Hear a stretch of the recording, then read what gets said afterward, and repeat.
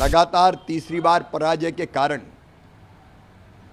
उनके मन में अंध बीजेपी संघ और मोदी विरोध बैठ गया है और वो विरोध करते करते देश के ही विरोध करने लगे।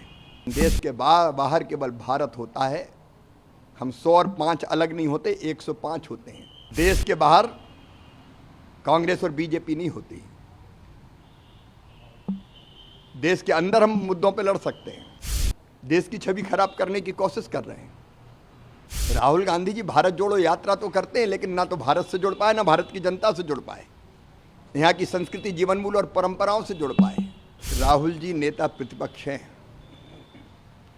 और नेता प्रतिपक्ष का पद होता है जिम्मेदारी का पद। मैं राहुल जी को याद दिलाना चाहता हूं, जब श्रीमान अटल बिहारी वाजपेयी जी नेता प्रतिपक्ष थे, मनमोहन सिंह जी प्रधानमंत्री, नरसिम्हा राव जी प्रधानमंत्री हुआ करते थे, नरसिम्हा राव जी, तब भारत का प्रतिनिधित्व अटल जी करते थे। कई मामलों में देश के बाहर कभी भी नेता प्रतिपक्ष ने देश की छवि खराब करने की कोशिश नहीं की। लेकिन ये ऐसे नेता हैं जो कुंठाग्रस्त हैं। लगातार तीसरी बार पराजय के कारण उनके मन में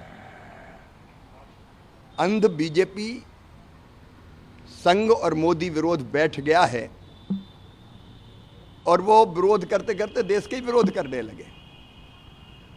देश के बाहर कांग्रेस और बीजेपी नहीं होती। देश के अंदर हम मुद्दों पे लड़ सकते हैं, लेकिन देश के बाहर केवल भारत होता है। हम 100 और 5 अलग नहीं होते, 105 होते हैं। लेकिन लगातार राहुल गांधी जी देश की छवि खराब करने की कोशिश कर रहे हैं और देश की छवि खराब करने की कोशिश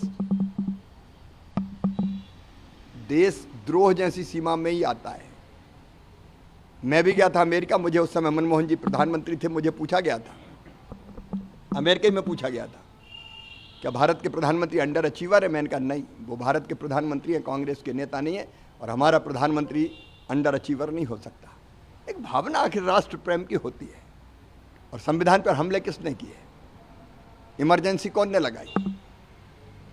संविधान को तार तार करने का पाप किसने किया?